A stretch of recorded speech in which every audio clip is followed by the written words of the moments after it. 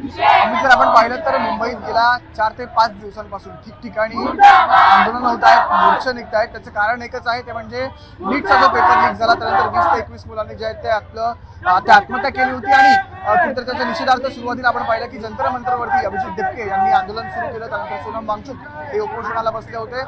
दिल्लीमध्ये जेव्हा लाठीचार्ज झाला त्यानंतर आपण पाहतोय की देशभरात कुठेतरी एक वातावरण तापताना आपल्याला पाहायला मिळेल. त्याचंच रिफ्लेक्शन जे होतं ते मुंबईत झालं. मुंबईत ठिकठिकाणी आंदोलन. मी सध्या आहे मुंबईच्या चेंबूर भागामध्ये आणि माझ्या मागे तुम्ही पाहताय की चेंबूरमध्ये सध्या जे आहे ते एक मोर्चा काढण्यात आलेला आहे आणि राजीनाम्याची मागणी होते. राजीनाम्याची मागणी कुणाची तर धर्मेंद्र प्रधान यांच्या राजीनाम्याची मागणी इथे होते आहे, कारण की नीटचे जे पेपर लीक झाले त्याची जबाबदारी धर्मेंद्र प्रधान यांनी घ्यावी असं या सर्वांचं म्हणणं आहे आणि कुठेतरी जबाबदारी स्वीकारून तुम्ही राजीनामा द्यावा असं यांचं म्हणणं आहे. फक्त धर्मेंद्र प्रधान नाही तर इथे मगाशी आम्ही यांच्याशी बोलतो यांचं असं म्हणणं आहे की फक्त धर्मेंद्र प्रधान नाही, नरेंद्र मोदी असतील, अमित शाह असतील, सर्वांनी राजीनामे द्यावे. आपण यांच्याशी एक संवाद साधण्याचा प्रयत्न करू की इथे आपण एक बोर्ड बघतोय.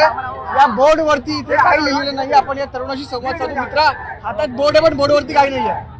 ते असं आहे की जगत विख्यात विश्वगुरु श्रीमान नरेंद्रजी मोदी यांनी जो गेल्या जवळजवळ 15 वर्षामध्ये जो या भारतामध्ये विकास केलेला आहे तो विकास मी या ठिकाणी लिहिलेला आहे. तो विकास जर तुम्हाला पाहायचा असेल तर त्याच्यासाठी तुम्हाला अंधभक्तांचा चष्मा वापरावा लागेल, तरच तो तुम्हाला तो विकास दिसेल. हा एक माझा निषेध आहे या व्यवस्थेचा, जो सर्वसामान्य देशातील जनतेवरती गेल्या 15 वर्षापासून प्रचंड त्रास देत आहे आणि तो मी या ठिकाणी त्यांचा विकास नमूद केलेला आहे. काही विद्यार्थी त्यांनी संवाद साधू. मित्रा, कशासाठी मोर्चा काढलाय, काय मागणी? कशासाठी मोर्चा काढलाय? बोल तू बोल. स्टूडेंट के लिए प्रोटेस्ट के लिए जो स्टूडेंट पे जुल्म किया जा रहा है, उनके नीट का एग्जाम लीक करा जा रहा है और बोला जा रहा है कि हमने नहीं किया है तो उसे इस्तीफा देना होगा. चाहिए बस.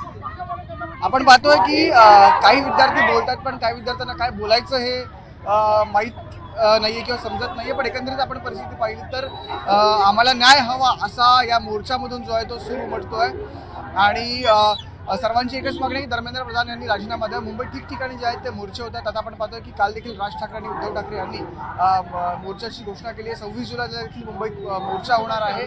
तत्पूर्वी ठिकठिकाणी छोटे मोठे मोर्चे हे मुंबईत होतच राहतात आणि त्यातलाच एक मोर्चा म्हणजे सध्या मी चेंबूरमध्ये आणि चेंबूरमध्ये होतोय एक मोर्चा आणि मोर्चा PL देशपांडे लोखंडे मार्गावरून जो आहे तो निघालेला आहे आणि पुढे हा अमर महाल जंक्शनपर्यंत जाणार आहे आणि तिथे या मोर्चाची सांगता होणार आहे.